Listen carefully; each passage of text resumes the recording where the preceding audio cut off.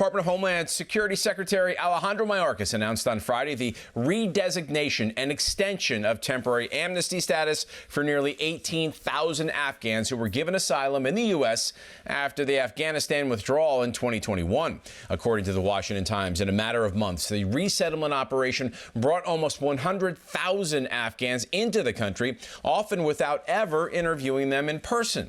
The TPS announcement will allow more than 3,000 Afghans to keep their amnesty status in the U.S. In addition, another 14,600 Afghans will become eligible for amnesty status. The resettlement operation has been troubled with reported discrepancies and concerns. In 2022, a report by the Department of Defense said that Biden's agencies failed to investigate Afghans who arrived in the U.S. and that about 50 Afghans were flagged for significant security concerns after the resettlement. Also in 2022, a Project Veritas report accused the Biden administration of resettling Afghans listed on the federal government's terrorism watch list in American communities. Tim. Well, Mike, a new Biden administration program is growing the already crisis level illegal migration by flying aliens directly from their countries to dozens of U.S. cities. Newly obtained records show the program lets immigrants use the administration's app to pick a destination, buy an airline ticket, and fly unseen, according to the Washington Examiner. Todd Bidsman with the Center for Immigration Studies spoke to Steve Bannon on War Room about this. The Biden administration's DHS has been authorizing the flights from foreign countries directly into U.S. airports. 43 U.S. airports, so far 221,000 migrants, uncounted, never discussed, never published. Please don't call them. Please don't call them migrants. They're not migrants. They're illegal aliens. 221,000. Now, that number is said to be underreported as it only included Venezuelans, Haitians, Cubans, and Nicaraguans, with numbers from 5 other nations held back by the DHS. Bidsman said with the FOIA documents released, the DHS is still hiding critical information. That's just 4 nationalities. I just want to remind you that's only 4.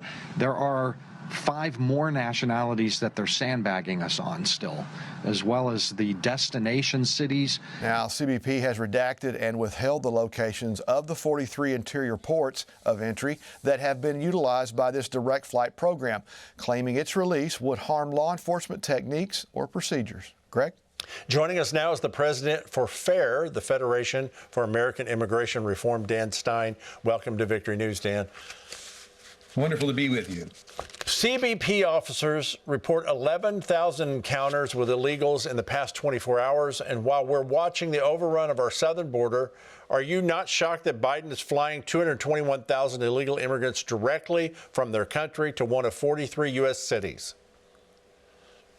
Well, it'd be hard to shock me at this point based on everything else the Biden administration has done, but that's the tip of the iceberg, as Mr. Bensman pointed out. They've been running these secret night flights for several years now, and they do it out of the cover of darkness. People can't see what's going on. Taxpayers and local communities have no concept of what's being done, and there's no theoretical limit because basically the Biden administration's breaking the law, and they're breaking the law routinely in a bunch of different areas. And these parole programs that use these applications for people to come into the country and actually never show up at a port of entry are part of their massive law-breaking process. Okay. Alejandro Mayorkas announced 18,000 Afghans being given extended amnesty. The Biden administration failed to thoroughly vet the Afghan people brought here when the Taliban took over, some being on the terrorist watch list. Is it too late now to dig into their past? Well, it's never too late to dig into that past. Until they're U.S. citizens, it's fairly easy to revoke immigration status. Once they're naturalized citizens, then it's more difficult, but it's never too late. And certainly if they eventually make an asylum claim, that's another opportunity to vet them and their background. The question is, with the Taliban in charge in Afghanistan, can you do that? Now, the other thing, though, is that Secretary Mayorkas is routinely extending temporary protected status, as it's called, willy-nilly to all kinds of foreign nationals. And what we would expect to see in a second Biden term would be the use of TPS for large-scale millions and millions of illegal aliens in the country now from all sorts of countries. He just extended it for Venezuelans. thereby incentivizing more Venezuelans to keep pouring in here from Colombia, Venezuela, and elsewhere. We don't know. Venezuela is a socialist communist state. We don't know to what extent the aliens may include people who are foreign operatives or spies or what have you. This whole process is chaotic. And anybody who remembers the horrible terror of 9/11 and remembers how those people came into the country has to be shocked and appalled that the Biden administration has willy-nilly, intentionally sabotaged U.S. immigration entry controls from day one. Yeah, I don't think we have any idea how many are actually here and what they're bringing in. So tell us about FAIR and what you're trying to accomplish for Americans. Well, FAIR is an organization of concerned citizens all across America. Yeah, millions of Americans who've been part of a national coalition to try to end illegal immigration and make sure the American people get to decide who and how many people get to immigrate to this country. Immigration should serve our interests as a nation and enhance our priorities as a nation and not be run by foreign despots or criminal cartels or anybody else telling us how many people can come in. And our basic objective from the very beginning was to establish the rule of law, which is the cornerstone of citizenship.